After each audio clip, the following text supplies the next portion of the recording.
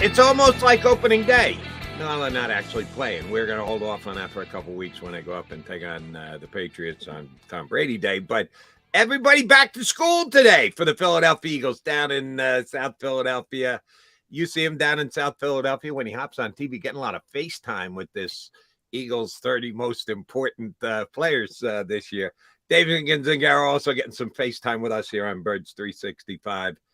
Yeah, you look good. Is that why you look as good as you do today? Because they said we need you a whole bunch for television? No, well rested. You're well rested. Yeah, I'm well rested. We had a good summer, and where'd you go? Vancouver?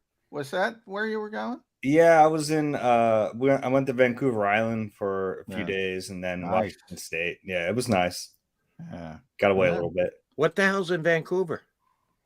Vancouver Island. It's so it's kind of cool. It's just a beautiful area of British Columbia, right off of the mainland. So hopped on a ferry, spent a few days out there. I actually went to the town I stayed in. It's called Campbell River. It's the hometown of Rod Brindamore.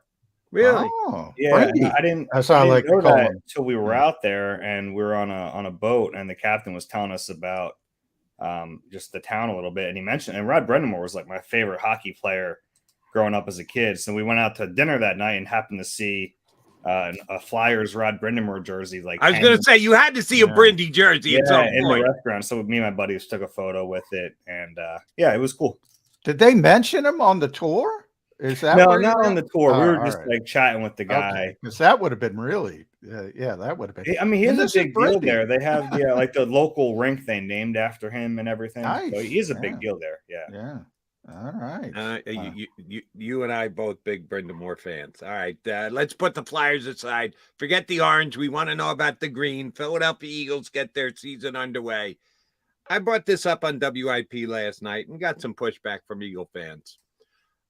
Media members, call us to WIP and the like. I'm hearing a little, it's so hard to repeat. One guy, it hasn't happened in 18 years. You had divisional winner in the NFC East winning 2 straight years. That can't be done. It can't be done. Of course it can be done, and it can be done this year by the Philadelphia Eagles. I'm not skimming back on expectations for this team.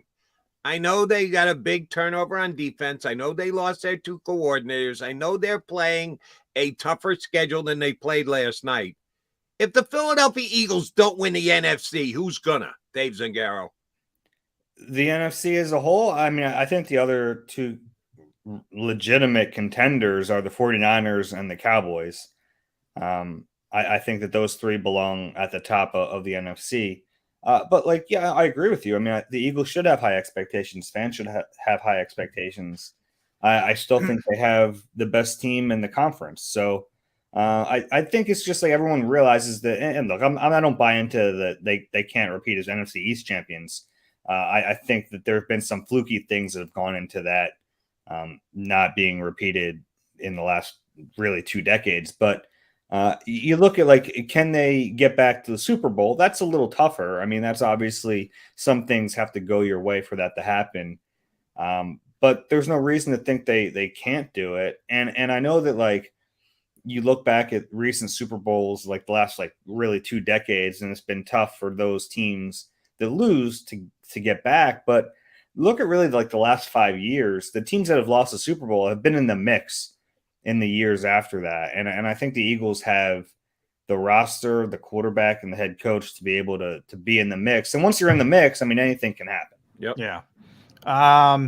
The turnover is pretty significant, though, Dave. And the fact that you're talking about 7 starters, 5 on defense, 5 out of 11, that's pretty significant. And then the coaching staff, first time for Nick Sirianni.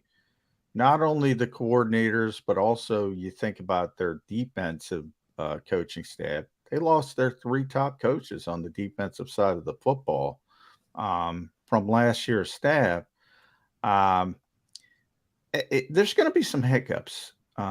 What I think is I'm most optimistic about the Eagles, though, is the NFC gives them a chance to deal with those hiccups. They can have them. And there's nobody, as you mentioned, San Francisco, we don't even know who the quarterback's going to be week 1. They're a great team, but they have significant issues. We know the issues Dallas has had trying to finish things. I think more than anything else, the NFC is why I'm optimistic about the Eagles more than the Eagles. Have you thought about it that way? Yeah, I mean, it's all relative because they're in the NFC. So, like, I do think because But what I'm saying is, I guess if they were in the AFC, I'd say, yeah, they're not going to make it back. In the NFC, but I also think that's a real big part of the reason they made it there last year is because the road was easier. So that's just where they are, and in a way, they're lucky to be in the NFC right now. But that's just that's their situation. You're right, though. I mean, it lines up better than if you're in the AFC and you have to deal with. I don't have to go through the teams. We know the teams that are really good in that conference. But no, I mean that's a part of it. It's the road is easier in this conference, at least right now. And the schedule, like if there are hiccups, hopefully you get those figured out before the buzzsaw comes like right around the bye week, because I don't want to say they're easy games before then, but the schedule is easier in the early part of the season. So the Eagles really need to take advantage of that. Well, here's the reason why I think the Eagles can win the NFC. It was easy last year. That's how they got there. Last year, at least, Aaron Rodgers was still in the league. He was in the NFC, no longer. The Minnesota Vikings this offseason let good players walk out the door. Their running back, their pass rushing edge guy. They win 12 games last year, and they skim back. That makes no sense to me whatsoever. The Rams trade Jalen Ramsey after winning a Super Bowl 1 year later to create cap space. Yeah, the NFC did some of this to themselves as to why I think they stepped back as a conference, and the Eagles didn't. That's why they should win the NFC. All right, Dave Zangaro, I'll probably tick off the Eagles here, but I'm not asking the Eagles. I'm asking you about the Eagles. 6 weeks from now, the week before the Eagles play their first game of the season against New England, what is the depth chart at running back going to look like for the Philadelphia Eagles? I know they don't like depth charts. Teams hate depth charts. We as media members and fans love depth charts. What's the Eagle running back depth chart look like come getting ready for week 1 against New England? I don't know. And the reason I don't know is because I don't think it's like it's not like another position where those guys won't play. It's like you want to come up with the quarterback depth chart. It's pretty clear. It's like Jalen Hurts, it's you know that only one guy's going to be out there, and that's the way they're going to handle it. I don't think that's the way they're going to handle running back. Like, I don't think it's going to be like, okay, DeAndre Swift's the guy. He's going to be the running back in this game. Like, that's just not the way they're going to handle it. I really do think your depth chart's going to be 1A, 1B, 1C. Is that what you're telling me? Yeah, I mean, obviously, like someone's going to be out there for the first snap, and they're going to get credited with the start. But I don't think that's really like that's not where the story ends to me. Yeah. Especially because these guys do different things. I like Rashad Penny is probably an early down guy. So if he starts the game, it doesn't mean he's going to get the most touches, right? Like, and I think they're going to ride the hot hand. We saw that. All you have to do is look back at last year with Sirianni in the playoffs, and Kenny Gainwell was playing better, so he went with him. Yeah. And last year they went to great lengths to announce from mountaintops that Miles Sanders was their guy. He was the number one, no question about it. That was a camp story when he took reps with the second team. Yeah. He had a Pro Bowl year, rushes for 1,200 yards, and then in the playoffs, they still went with the hot hand. So if Nick Sirianni did that last year when they had a clear number one, he's obviously going to do it this year when they have three guys kind of fighting for touches. I think that it's going to go in waves this year. And I think if one guy gets hot, he's going to get the ball more. And that's kind of the way they're going to handle this. Yeah. Well, that's what you're right. I mean, there's rotational positions and there aren't rotational positions. And obviously quarterback's not a rotational position. Running back is, even when you have. So I'd like to use the term lead back. A lot of people use committee. When Nick talked to reporters, pre-training camp, Dave, he sort of gave some hints that there's a lot of ways to go about it, but he sure sounded like a guy that wants to find the lead back. I think if you're piecemealing it, he mentioned checking boxes, and he said if one guy checks this box and one guy checks this box, doesn't matter if you check all the boxes, but don't you make it easier for the defense if you're doing it that way? Yeah, you have to be very cognizant of showing trends. You can't just say, DeAndre Swift catches the ball well out of the backfield. He's out there. Guess what he's going to do? Yeah. You have to break those trends a little bit. But Nick seems to understand that. Shane had a really good understanding of how to do that.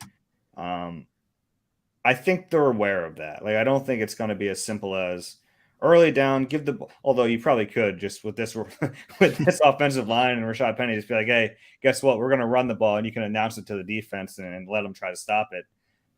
You have to break those trends a little bit. So at times it means like, yeah, you got to run between the tackles with DeAndre Swift. You might have to throw a pass to Rashad Penny just to keep them honest. But I think you're right that, like, if someone emerges as a quote unquote lead back, they'd happily stick with that.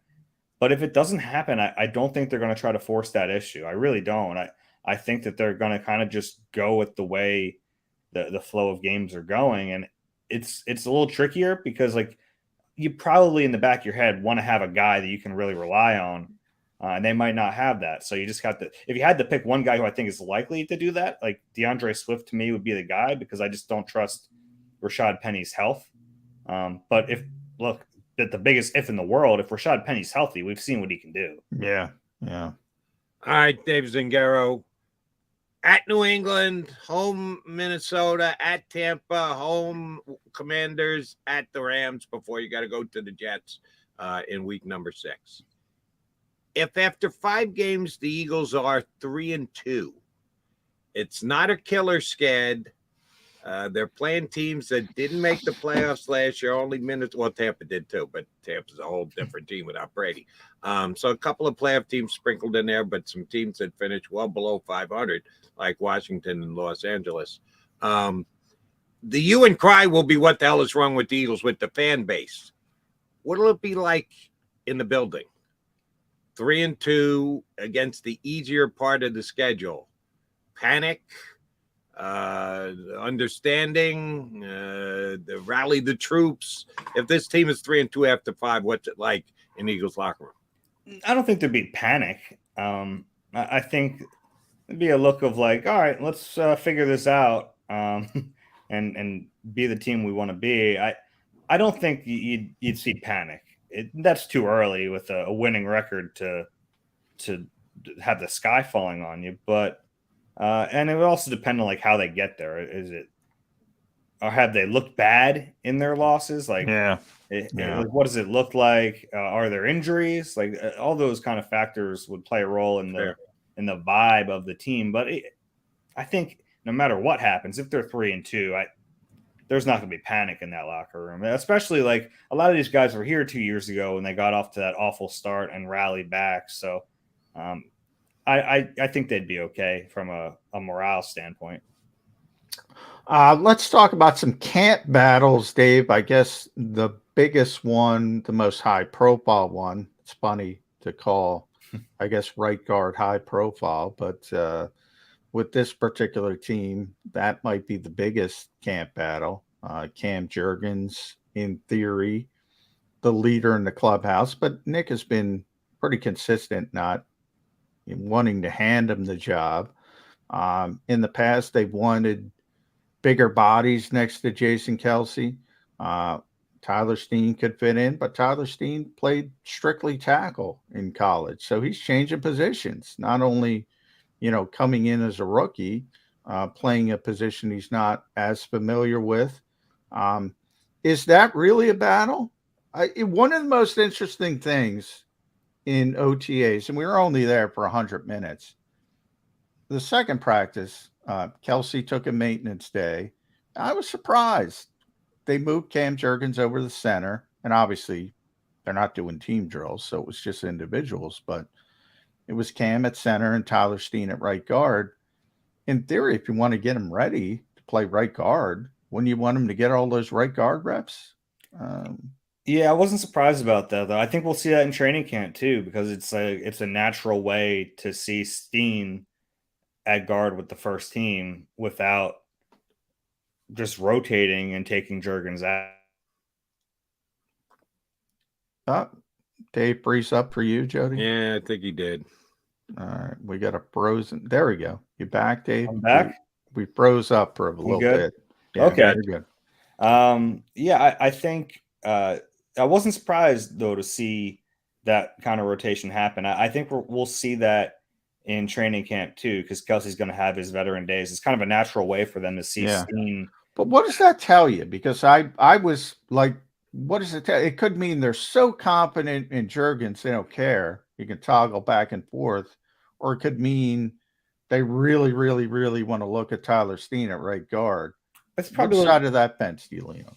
Yeah, I think they do want to look at Steen. I mean, they owe it to themselves to find out what he can do. And the thing with Steen is, Jurgens is probably, if he starts at right guard, he's probably a 1-year starter at right guard. Like, we don't know what Kelsey's going to do. Yeah.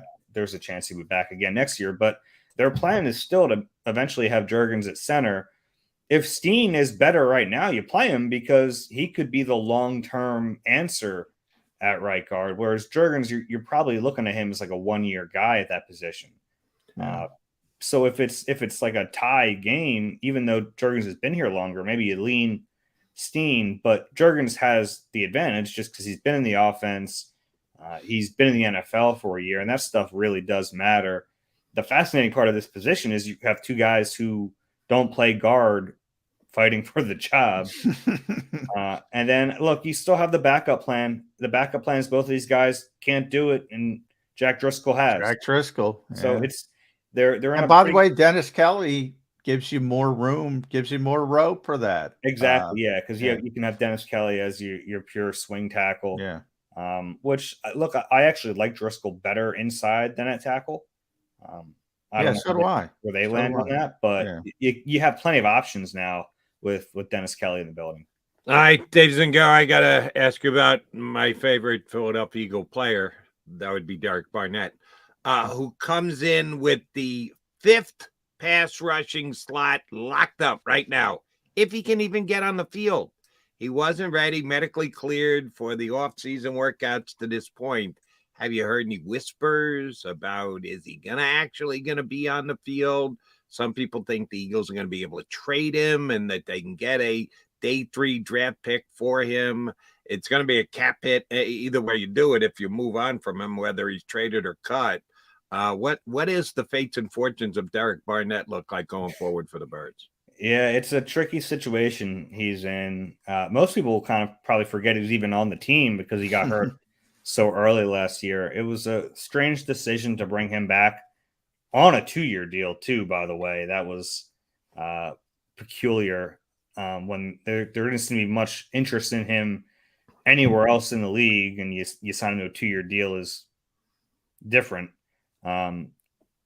It's for me, it's like, could they use him as the 5th pass rusher? Maybe, but I don't know if that's the role he wants. I don't know if that's the role they really want to keep him in, because you don't want to take any snaps away from Nolan Smith going forward for Derek Barnett, who's probably not going to be here after this year. So if he can get back on the field, he was a 1st-round pick, and I know it was a long time ago, but when he's been healthy, he's been like a middle-of-the-road rotational defensive end in the league. I think he can probably play in a few different types of schemes. So, like, I don't think it's crazy to think that maybe you could get a conditional day 3 pick for him.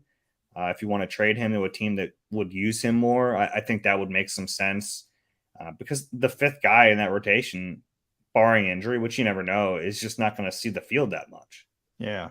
I think it's a nice insurance policy at this point, but I think if everybody stays healthy, the best case scenario would be to move them. And there are a lot of teams that have bad pass rushers, so bad pass rushes as a whole. So I think how he could convince them, but I'll go that route. He has this long history of August trades, Dave. Some good, some bad. Dennis Kelly back in the day for Dorial Green Beckham did not work out. Still like the swing there, though. Yeah. I'd like to. I said Ryan Bates for Eli Harold. I'd like to swing. Ryan Bates wasn't going to make the team. Yeah. Yeah. Why not take a swing? It didn't work out. So I agree with you there. But I'll go 50-50. Over under Dave Zangaro. Howie making a trade during training camp. Oh, he's going to make a trade. Yeah. Yeah. He's not going to, I mean, that's what he does. I don't know how significant of one he'll make, but he'll make a trade. He doesn't go through training camps without one. But will it be with a draft pick included? Do you think the Eagles will give up a draft pick to get a guy? Because, yes, Howie does covet those draft picks and the draft equity. Are they going to have a need that they think they can fill with a guy they're trading for and give up a draft pick? We'll see. I think they're going to get to camp, especially like the one position I think we're all thinking about is linebacker. Yeah. I think you get to camp and you see what you have. I don't know if they know what they have. I know what they have, Dave, and it's not good enough at linebacker. That was going to be one of my next questions, so we'll go there. I mean, for the most part, philosophy. You just said I like the swing about trades. I agree with you. I typically, and Jody knows this because, excuse me, I say it all the time. Generally, I agree with the Eagles' decision making. I've taken the devaluation linebacker. I think they're right, but I think they've taken it too far. Probably. I think they've taken it too far. I mean, for all the TJ Edwardses and Alex Singleton and Kaiser Whites, there's been Eric Wilson and LJ Fort and Corey Nelson. Do they forget those guys? Oh, yeah. Because this group does not look good on paper where everything else looks pretty damn good. Yeah, it reminds me of safety last year, though, when we were like, is this what they're going to do? Are they going to go into to the year with what they have? And they didn't. So we'll see. I agree with you. They've taken it about as far as you can take it at linebacker. Especially like you look at that TJ Edwards deal. I still don't know if there was ever any. He signed that deal so quickly. Yeah. In free agency. It's a like deal 13 minutes in, I believe. Yeah. If I were the Eagles, I would have been interested in him for that number. I said, if you would have told me that number before free agency, I would have said he'll be back and they'll play Nakobe at weak side. Yeah. And they didn't. They said, no, that's too steep for us. Yeah, I'm with you. I'm amazed. But I'm not amazed though, because I mean they've said like they're not even trying to hide their devaluation. It seems like that they used their one resource at linebacker, the 83rd pick last year on Nakobe, and they're like, we'll piece it together after that. In hindsight, and we've talked about this before, I think I still don't understand why we didn't see Nakobe at all last 34 year. 34 reps. That's another thing. I mean, I don't understand why Gannon couldn't have found a role for him. Now he's not even here anymore, so you can't question him about it. But man, like no 3 linebacker packages, none, just nothing. No way to get him on the field for Kaiser White when Kaiser was struggling. That was surprising to me because the franchise clearly likes him enough to say, well, now he's a starter in year 2. But the franchise didn't like him enough to say, hey, get him on the field a little bit in year 1. There was a disconnect there, obviously. But well, that's one of those where I think if it were Howie, I think Howie would say, yeah, let's get this guy on the field. But the coaching staff is like, hey, we're winning. We're not taking guys off the field, which I get both sides of that equation. Yeah, but here's where I would give Howie latitude to actually stick his nose in. He was the one who said, we're just renting Jonathan Gannon.